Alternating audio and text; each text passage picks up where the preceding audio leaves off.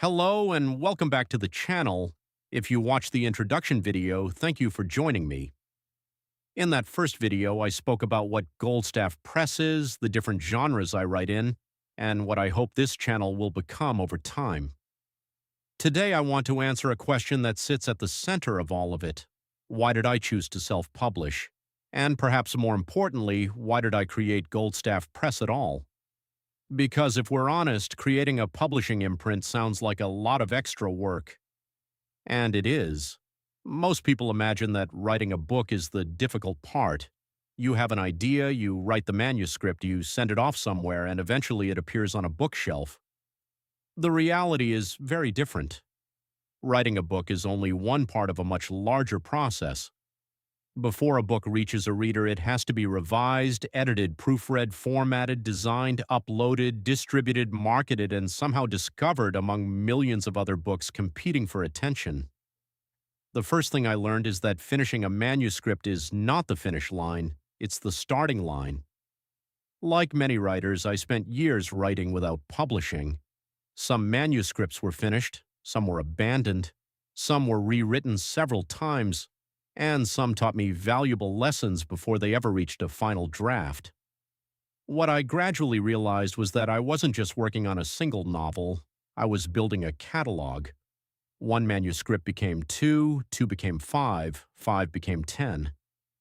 Eventually, I found myself looking at a growing collection of stories that spanned very different genres: historical adventure, literary fiction, science fiction, horror. Each project had its own voice and its own audience, and I began asking myself a simple question. If these books are eventually going to be published, where do they belong? The traditional route is one possibility, of course.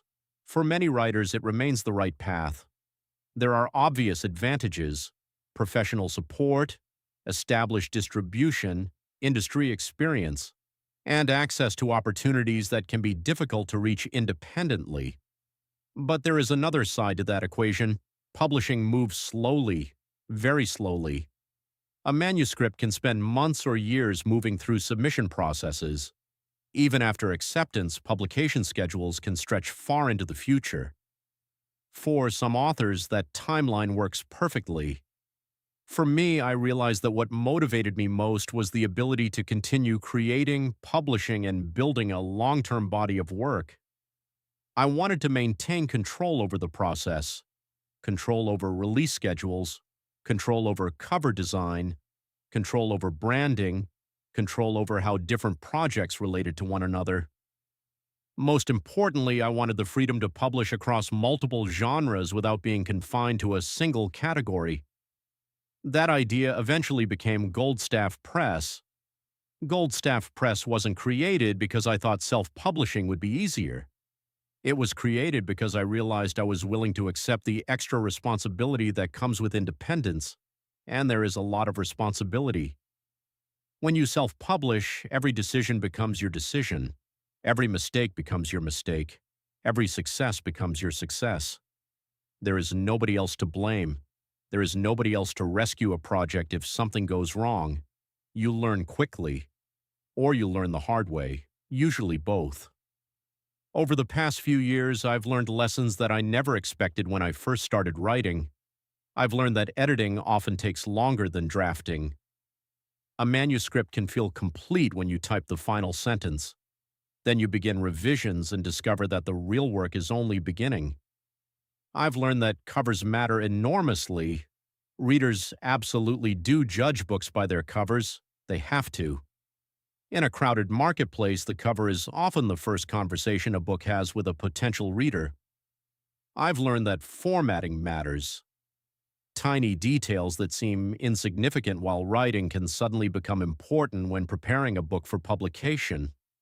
Margins, fonts, page numbering, front matter, back matter, ebook formatting, paperback formatting.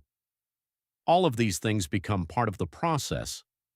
I've learned that publishing is not the same thing as marketing. This was probably the biggest surprise of all. Many new authors imagine that publication is the difficult part and that readers will naturally follow. The reality is that discoverability is one of the greatest challenges in modern publishing. There are millions of books available to readers, many of them are excellent. Simply releasing a book does not guarantee that anyone will find it.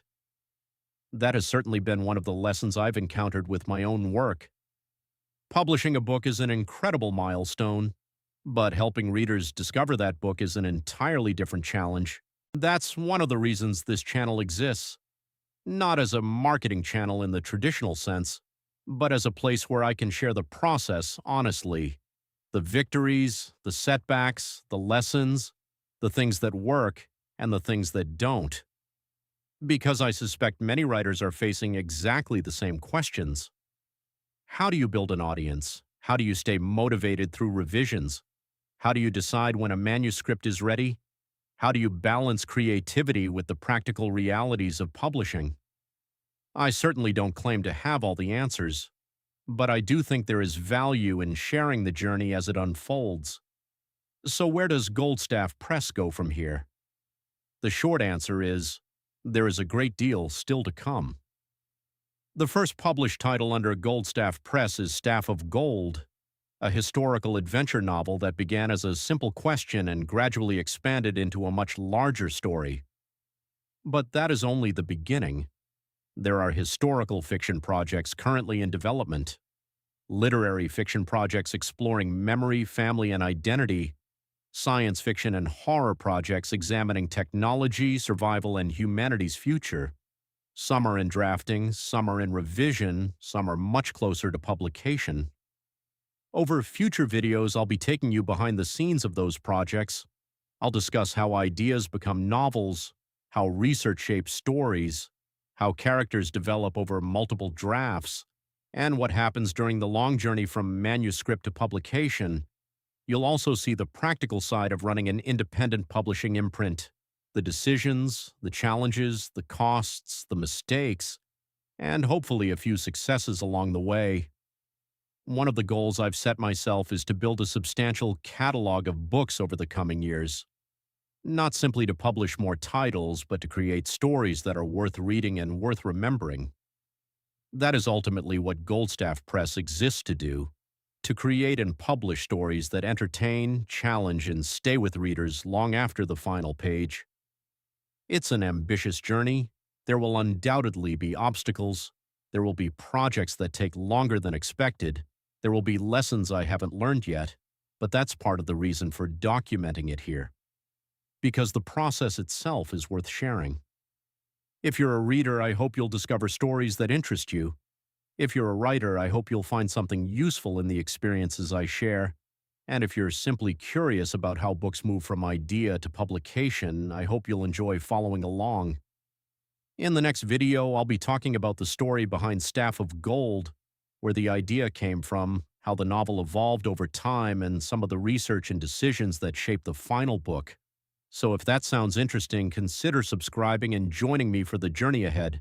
Thank you for watching, and I'll see you in the next video.